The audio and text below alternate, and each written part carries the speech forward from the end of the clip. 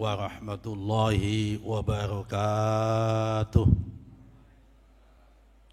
Bismillah, alhamdulillah, wassalatu wassalamu ala sayyidina Muhammadinil fatih lima ughliqa wal khatimi lima sabaqana siril haqqi bil haqqi wal hadi ila siratikal mustaqim wa ala alihi wa ashabihi ala qadri miqdarihil azim, amma ba'du. Yang sama-sama kita hormati para pengurus Jam'iyah Nahdlatul Ulama, mulai dari tingkat pengurus besar sampai tingkat majelis wakil cabang maupun ranting yang hadir di tengah-tengah kita.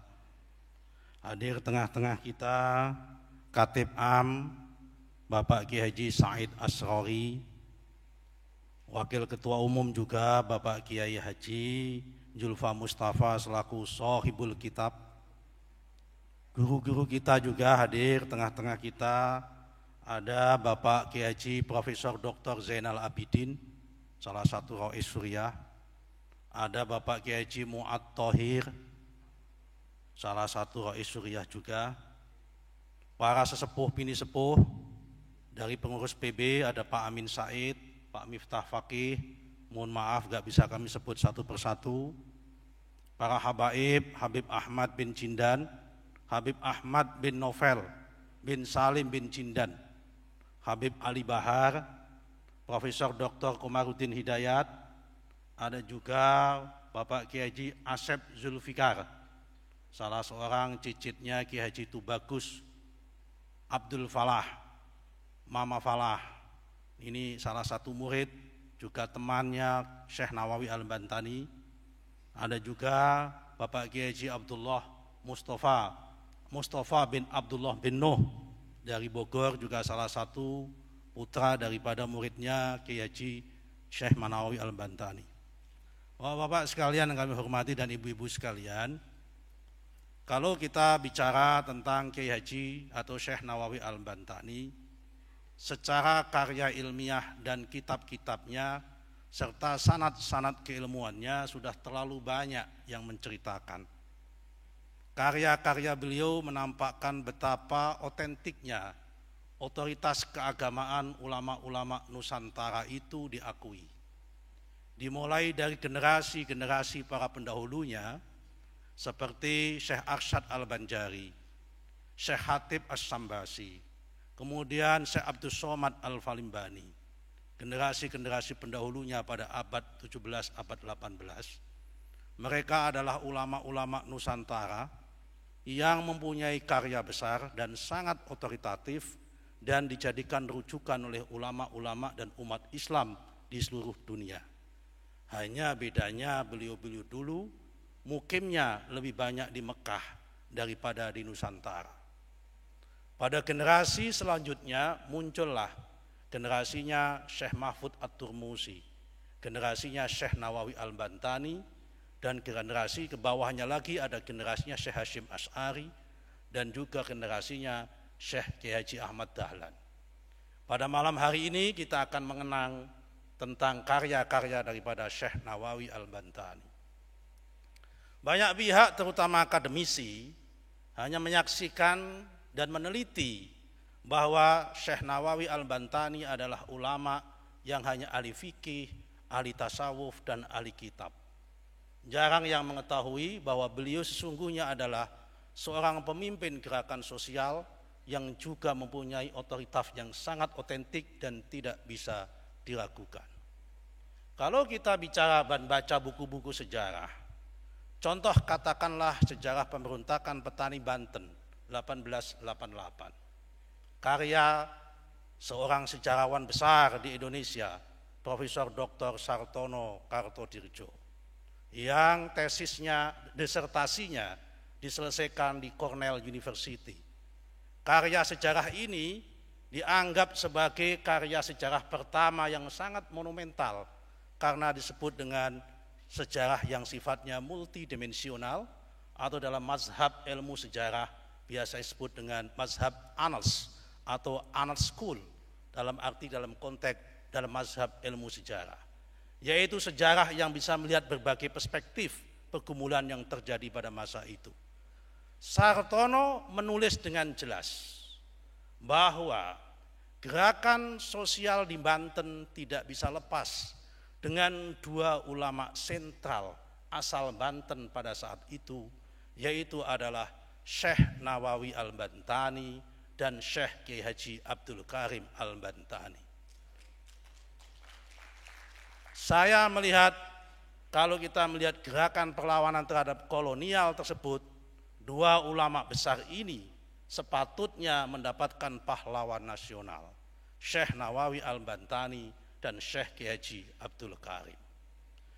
Syekh Nawawi Al-Bantani lahir 1817, mempunyai murid Syekh Kiai Abdul Karim 1830. Beliau juga mempunyai murid yang menjadi pelopor dan penggerak pergolakan di Banten 1888, yaitu adalah Tubagus Ismail, kemudian adalah Haji Marjuki asal Tanara, satu kampung dengan Kiai Nawawi Banten, dan kemudian Haji Wasid dari Beji, atau kalau Haji Tubagus Ismail dari Kramat Watu, kalau Haji Wasid dari kecamatan dari Beji. Semuanya adalah dari Banten Utara. Kalau kita lihat dalam karya tersebut ada perdebatan yang menarik. Bagaimana tiga orang ini, bahkan empat orang, yaitu Haji Marjuki, Haji Wasid, kemudian Tubagus Umar, bahkan Tubagus Ismail, berselisih pendapat kapan penyerangan terhadap Belanda itu akan dimulai. Tubagus Ismail mengatakan penyerangan dimulai sebelum bulan puasa. Haji Wasid mengatakan penyerangan dimulai pada bulan Syawal. Kenapa Haji Wasid mengatakan penyerangan dimulai pada bulan Syawal? Karena beliau sedang dituntut pengadilan oleh Belanda pada saat itu.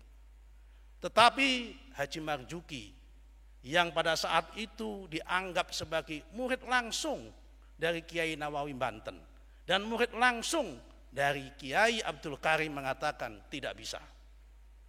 Pesannya Kiai Nawawi Banten, pesannya Kiai Abdul Karim Banten bahwa pemberontakan hanya bisa atau perlawanan terhadap Belanda baru bisa dimulai pada bulan Syuro setelah selesai ibadah haji. Dan akhirnya apa?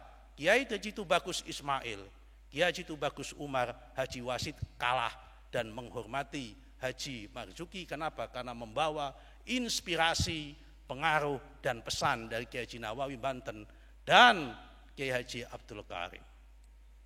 Terakhir, seminggu sebelum perlawanan itu dimulai, berkumpullah sekitar 600 ulama sebanten mengadakan baiat. Baiatnya dilaksanakan di masjid, dijamu oleh Haji Wasid di suatu desa namanya Beji. Saya nggak tahu apakah desa Beji itu masih apa tidak sekarang di Serang. Masih. Di dalam baiat itu jelas-jelas Haji Marzuki mengatakan, kelak kalau kita mampu mengalahkan Belanda, mengusir orang Eropa, guru kita Kiai Haji Nawawi Banten, Syekh Nawawi Banten dan Syekh Abdul Karim akan pulang ke Banten untuk memimpin kita di tanah Banten ini. Tapi sayang, Allah berkehendak lain. Ternyata pertempuran itu kalah, dimenangkan oleh Belanda karena memang belum ada rezeki dan karena jauh lebih kuat dan sebagainya. Tapi apa yang terjadi? Ternyata sejarah membuktikan perlawanan gelora ulama-ulama dan para petani Banten itu bukan atas dasar inisiasi daripada para pangreh praja, inisiasi daripada kaum tuan tanah sebagaimana yang ditulis oleh para sejarawan lain, tetapi inisiasi itu atas perintah dan surat menyurat dari Syekh Nawawi Banten dan Syekh Abdul Karim. Ini sejarah yang dilupakan. Karena itu atas nama pengurus besar Jam'iyah Nahdlatul Ulama menyambut gembira dan bahagia kalau ada tradisi Turos ini untuk membangkitkan kembali karya-karya Syekh Nawawi Banten. Tidak hanya dalam konteks tradisi intelektual, tapi kita ingin mengembalikan dan membumikan semangat dan spirit daripada Syekh Nawawi Banten dalam konteks membangun gerakan sosial dalam konteks yang lebih kekinian, yaitu konteks meningkatkan pendidikan, meningkatkan perekonomian, dan pengentasan kemiskinan umat Islam yang ada di Indonesia ini. Sekali lagi kami mengucapkan selamat kepada Kiai Haji Julfa Mustafa yang masih mempunyai keturunan darah dengan Kiai Nawawi Banten. Kami tidak mempunyai keturunan darah dengan Kiai Nawawi Banten, tapi mempunyai sanad ilmu dengan Kiai Nawawi Banten.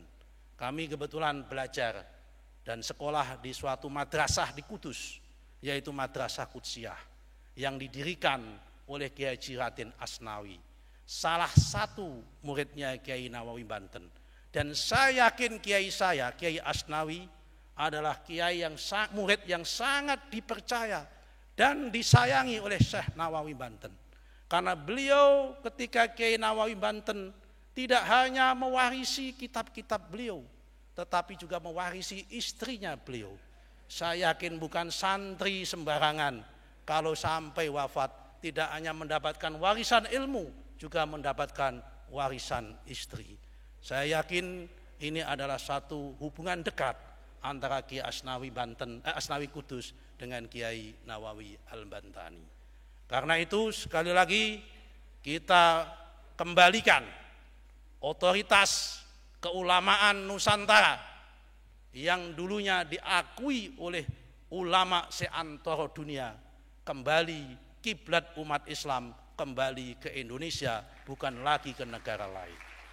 Hadir tengah-tengah kita Bapak Profesor Dr. Komarudin Hidayat, Rektor UIII, I-nya 3. Kalau UI 1 Depok, kalau UII-nya 2 Jogja, kalau UIII 3 itu di Cimanggis. Nah, beliau ini salah satu misinya adalah ingin mengembalikan kiblat Islam dunia kepada Indonesia.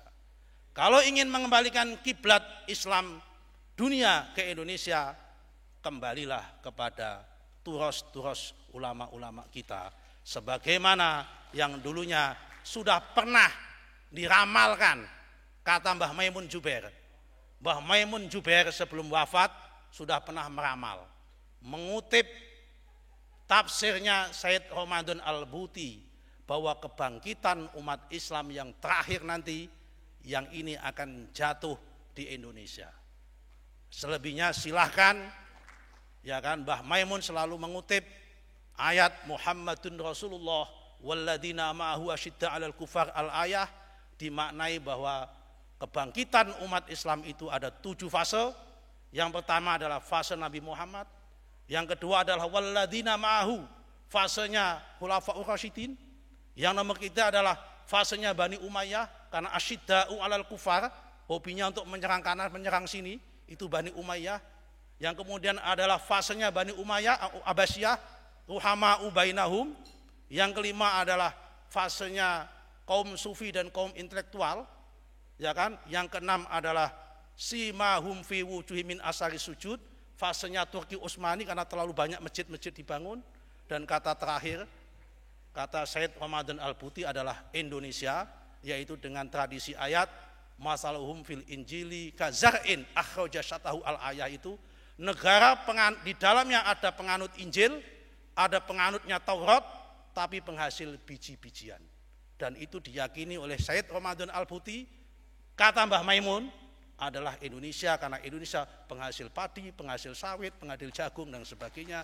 Itulah akan terjadi kebangkitan Islam di Indonesia. Saya kira sedang berlomba, apakah kebangkitan Islam Indonesia ini di tangan Kiai Haji Julfa Mustafa selaku masih sanadnya Imam Nawawi Banten, atau di tangan Profesor Dr. Komarudin Hidayat. Kita tunggu episode selanjutnya. Terima kasih. Wa'alafu minkum. Wallahu muwaffiq ila aqwamit thoriq. Wassalamualaikum warahmatullahi wabarakatuh.